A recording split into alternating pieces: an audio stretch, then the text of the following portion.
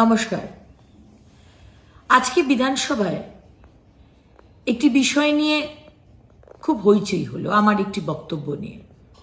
আপনারা জানেন যে গতকাল তৃণমূল সরকার বাজেট পেশ করেছিল এবং সেই বাজেটের উপর ডিসকাশন আজকে ছিল।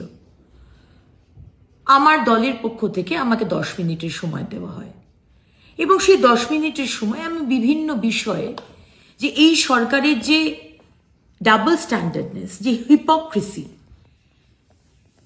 সেটা তুলে ধরার চেষ্টা করি। এবং আমার কথায় আমি বলি যে 5,710 কোটি টাকা বরাদ্দ এই বাজেটে দেওয়া হয়েছে সংখ্যালঘু উন্নয়ন এবং মাদ্রাসা শিক্ষার জন্য।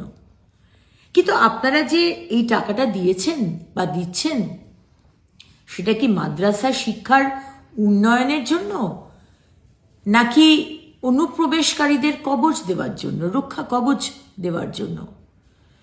কারণ মাদ্রাসা শিক্ষার জন্য যদি এত টাকা বরাদ্দ করা হয়, তাহলে আমি জানতে চাইবো যে এই মাদ্রাসা থেকে যে ছেলেমেয়েরা বেরোচ্ছে, তারা কতজন doctor, engineer, lawyer, CA, IAS, IPS, IFS, IRS বা ইভেন সায়েন্টিস্ট তৈরি হচ্ছে? কতজন? আমি বলি যে আপনারা এই সংখ্যালঘু তোষণ এবং ধর্মের রাজনীতি করতে করতে আপনারা আমার সংখ্যালঘু সন্তানদের, তাদেরকে ভোট ব্যাংকের জন্য ব্যবহার করেছেন আর তাদেরকে ক্রিমিনাল তৈরি করছেন। তাদেরকে মডার্ন এডুকেশন দিয়ে যাতে তারা ডাক্তার, ইঞ্জিনিয়ার না হয়, আপনারা সেই চেষ্টা করছেন এবং তাদেরকে ভুল বুঝিয়ে, কনফিউজ করে, শুধু ভোট ব্যাংকের জন্য আমার সংখ্যালঘু ভাই বোনদের ব্যবহার করে আজকে আপনারা তাদেরকে ক্রিমিনাল বানাচ্ছেন। কারণ তাদের হাতে আপনারা বন্দুক, বারুদ, পিস্তল দিয়ে দিচ্ছেন। এতে খুব চেঁচামেচি শুরু হয়ে যায়। কেন বলুন তো? আমি বুঝলাম না কোন জায়গাটাতে ভুল কথা বলেছি, কোন জায়গাটাতে আনপার্লামেন্টারি কথা ইউজ করেছি। আমাদের সম্মানীয় মেয়র সাহেব, আমাদের মন্ত্রী ফিরহাদ হাকিম মহাশয়, উনি বললেন এপিজে কালাম, আব্দুল কালাম, মৌলানা আব্দুল কালাম, ফখরুদ্দিন আলী আহমেদ বা ইভেন আমাদের সেদিনকে যে লড়াইতে মারা গেলেন আমাদের বর্ডার সিকিউরিটি ফোর্সের কেন্দ্রর যে আমাদের ফোর্স, তার যে ঝন্টু দাস, ঝন্টু শেখ, তারা কি ক্রিমিনাল? কিন্তু মিস্টার ফিরহাদ হাকিম, জনাব ফিরহাদ হাকিম, তাদেরকে তো আমি ক্রিমিনাল বলিনি। আপনি আমাকে বললেন যে স্বাধীনতার সংগ্রামে সংখ্যালঘুদের কি অবদান আপনারা জানেন না। অবশ্যই জানি। আপনার মতো অতটা শিক্ষিত হয়তো আমি নই, কিন্তু আমরাও তো পড়াশুনো করেছি। আজকে নেতাজি সুভাষচন্দ্র বোসের যে রাইট হ্যান্ড, তিনি তো একজন সংখ্যালঘু সম্প্রদায়ের মানুষ ছিলেন। আজকে সংখ্যালঘুদের আপনারা যে ভোট ব্যাংকের জন্য ব্যবহার করছেন, তারা যাতে জীবনে উন্নতি করে, বড় হয়, বড় জায়গায় পৌঁছয়, এটা আমরা চাই। আজকে আপনি বলছেন সবার জন্য সমান অধিকার হওয়া দরকার। অবশ্যই জনাব ফিরহাদ হাকিম, আমরা তো সে কথাটাই বলছি, সবার জন্য সমান অধিকার হওয়া দরকার। জনাব ফিরহাদ হাকিম, আপনি মাদ্রাসার জন্য এত কথা বলছেন। আপনার ছেলে মেয়েদের মাদ্রাসা থেকে পড়িয়েছেন, নাকি দেশ বিদেশের নামকরা কলেজ, ইউনিভার্সিটি থেকে পড়িয়েছেন? একবার জানাবেন তো। আমাদের সম্মানীয় মন্ত্রী সিদ্দিকুল্লাহ চৌধুরী মহাশয় বলছেন যে আমি নাকি অপরাধী, আমি নাকি ইতিহাস, ধর্মনিরপেক্ষতা কিছুই নাকি, গণতন্ত্র কিছুই নাকি আমি জানি না, আমাকে দেশ থেকে তাড়িয়ে দেওয়া দরকার। মিস্টার সিদ্দিকুল্লাহ চৌধুরী, দেশটা যতটা আপনার ততটাই কিন্তু আমার। আমি কোনো অংশেই কোনো ভুল কথা বলিনি। আপনারা তোষণের রাজনীতি করতে করতে আমার সংখ্যালঘু ভাই বোনদের, যারা আমার সন্তানের মতো, তাদেরকে আপনারা যেভাবে ব্যবহার করেছেন না ভোট ব্যাংকের জন্য, আমরা এটা দেখতে পারছি না। এবং সে কথাটাই আমি আজকে তুলে ধরেছি, এবং সেটা আপনাদের খুব অসুবিধা হয়েছে।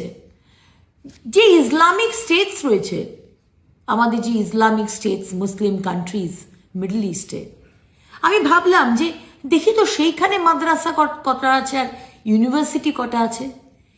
ইউএই এইটুকুনি একটা দেশ, পশ্চিমবঙ্গ থেকে অনেক ছোট, সেখানে আপনারাও গুগলে গিয়ে দেখতে পারবেন 80টা ইউনিভার্সিটি রয়েছে, সেখানে লন্ডন বিজনেস স্কুলও রয়েছে। কেন বলুন তো জনাব ফিরহাদ হাকিম, মিস্টার সিদ্দিকুল্লাহ চৌধুরী, সেখানে মাদ্রাসা না করে কেন ইউনিভার্সিটি বানানো হয়েছে? সৌদি আরেবিয়া ইসলামিক স্টেট, কিন্তু সেখানেও প্রায় 80টার মতো ইউনিভার্সিটি রয়েছে। আজকে মানুষকে বিভ্রান্ত করে এসেছেন। আপনাদের চ্যালেঞ্জ করছি, জনাব ফিরহাদ হাকিম এবং মিস্টার সিদ্দিকুল্লাহ চৌধুরী, চ্যালেঞ্জ করছি আপনাদের। এই 15টা বছর আপনারা সরকার চালাচ্ছেন, এই 15টা বছরে যত মাদ্রাসা আছে, সেই মাদ্রাসা থেকে কজন doctor, engineer, advocate, CA, IAS, IPS বা এই ধরনের টপ অফিশিয়ালস পরীক্ষায় পাশ করে কতজন বেরিয়েছে, তার একটি হোয়াইট পেপার বার করুন। আর কতজন এই সংখ্যালঘু সম্প্রদায় থেকে ক্রিমিনাল তৈরি হয়েছে, ক্রিমিনাল অ্যাক্টিভিটিসে যাদের নাম এসেছে, তার একটা হোয়াইট পেপার বের করুন। দেখা যাক যে আপনারা যে কথাগুলো বলছেন এবং সাচ্চার কমিটিতে যে কথাগুলো বলা হয়েছে সংখ্যালঘু সম্প্রদায়ের উন্নয়নের জন্য, সাচ্চার কমিটির একটা পয়েন্টও আপনারা কাজে লাগাননি। আপনারা সংখ্যালঘু সম্প্রদায়ের জন্য কিছু কাজ করেননি, শুধু ব্যবহার করেছেন তাদের। সংখ্যালঘু মেয়েরা কি করে চাকরি পাবে, সংখ্যালঘু ভাইরা কি করে চাকরি পাবে, কি করে এগিয়ে যাবে, আপনারা কিন্তু সেই চেষ্টা করেননি। কি করে কোমর ভেঙে দেওয়া হয়, কি করে কোমর ভেঙে দেওয়া যায়, শুধু তাদের নয়, সারা পশ্চিমবঙ্গের যুব সমাজের, সেইটা আপনারা চেষ্টা করেছেন। কারণ কি, শিক্ষিত হলেই তো প্রশ্ন করবে, আমাকে চাকরি দাও, আমার ভাতার দরকার নেই, আমার মডার্ন এডুকেশন দরকার। সেইটা তো আপনারা করতে দেবেন না। তাই আমার কথাগুলো আজকে খুব খারাপ লেগেছে, তাই না? কিন্তু আবারও বলবো, দেশটা যতটা আপনার, দেশটা ততটাই আমার।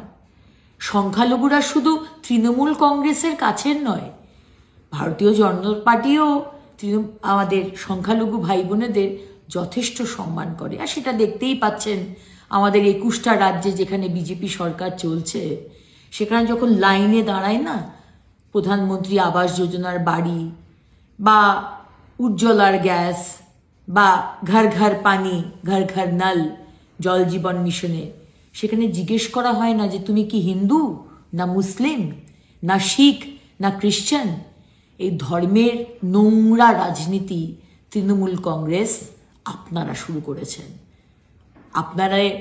আপনাদের ধিক্কার। আজকে প্রতিটা কথাতে, প্রতিটা স্তরে এই ধরনের ধর্মের রাজনীতি করার জন্য আপনাদের ধিক্কার জানাই। নমস্কার।